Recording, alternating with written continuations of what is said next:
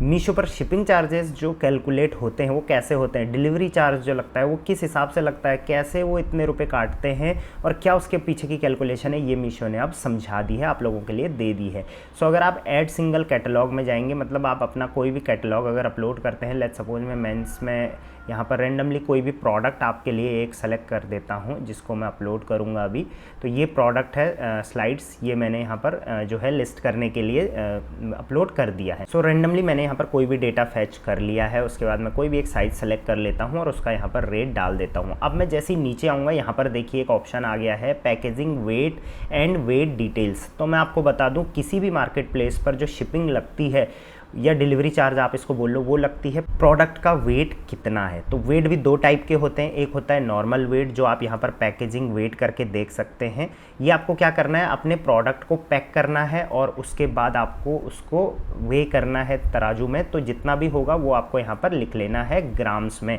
तो 4 ग्राम्स मैंने यहाँ पर लिख लिया, जी ऑलरेडी आ रखा है, दैट मीन्स मेरा जो वेट है प्रोडक्ट का वो 0.4 kg का है।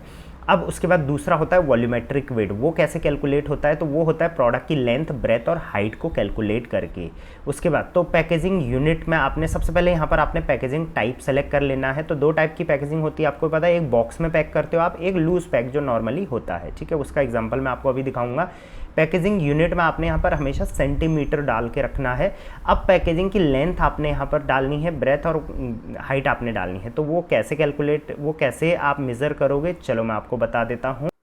तो सबसे पहले तो इस टाइप से आपने प्रोडक्ट को पैक कर लेना है और इसको पैकिंग करने के बाद तराजू में रखेंगे तो आपको इसका नेट वेट निकल के आ जाएगा, वो आपने ग्राम्स में डाल देना है। दूसरा, आपने इसकी लेंथ ब्रेथ हाइट कैसे लिखनी है, तो सबसे पहले प्रोडक्ट को ऐसे पैक कर लेंगे।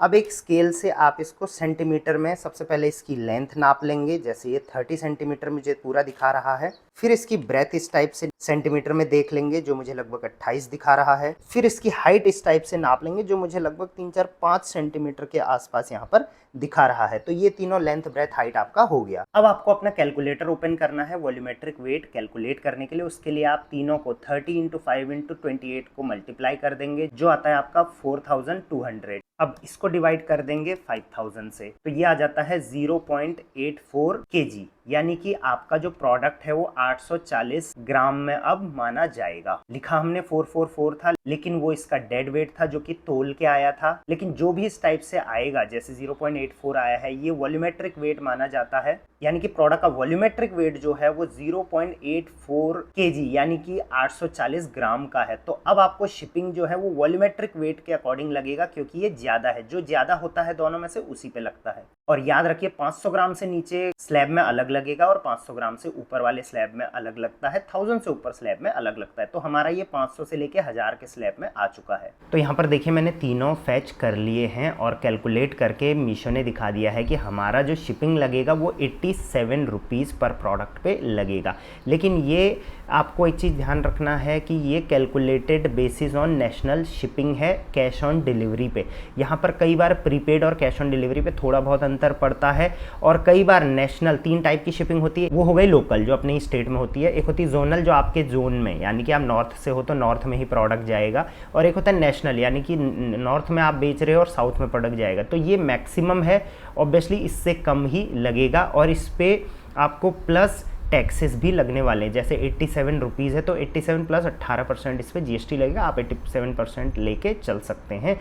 अब यहाँ पर एक चीज़ का ध्यान रखना है कि आपको पैकेजिंग की जो साइज़ हमने डाली और वेट डाली वो केयरफुली डालनी है। अगर वो गलत डाल दिया आपने तो इस केस में आपको जो है डबल चार्जेस भी लग सकते हैं, इसका ध्यान रखना, क्योंकि वेयर हाउस में भी रेंडमली आपके प्रोडक्ट जो हैं वो नापे जाएंगे।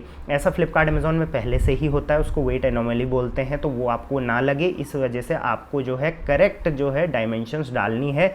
कम स्लैब में आने के लिए आपको कम प्रोडक्ट का डायमेंशंस नहीं डालने हैं, वॉल्यूमेट्रिक वेट को कम नहीं करना है। अब आप जैसे ही ये सब डालोगे, राइट साइड में आप देखो आपका मीशो प्राइस हमने डाला था 499, कमीशन ऑब्वियसली इस पर 0 लगेगा, TDS TCS टैक्सेस वगैरह मिला के इसमें 13 रुपये, तो लगभग बैंक सेटलमेंट हमारा 485 आपको मिल जाएगा। लेकिन एक चीज़ का ध्यान रखना, आपने अगर 499 का रेट डाल रखा है, जैसे हमने यहाँ पर देखिए 499 रुपीज़ डाला था रेट, आप देख सकते हैं ऊपर, तो इसमें जो भी शिपिंग यहाँ पर कैलकुलेट होगा ये इसमें ऐड करके कस्टमर को दिखाया जाएगा। तो यहाँ पर देखिए 499 हमने डाला था, shipping to be added separately 87, तो कस्टमर को जो दिखाई देगा प्रोडक्ट वो दिखाई देगा 586 रुपीज़ का। तो आप कस्टमर को कितने रुपए दिखाना चाहते हैं? लेट्स सपोज मैं चाहता हूँ कस्टमर को मेरा प्रोडक्ट इससे कम में दिखे, तो मैं इसको 399 लिख दूंगा, और अब देखिए कस्टमर को मेरा प्रोडक्ट दिखेगा, वो दिखेगा 477 का।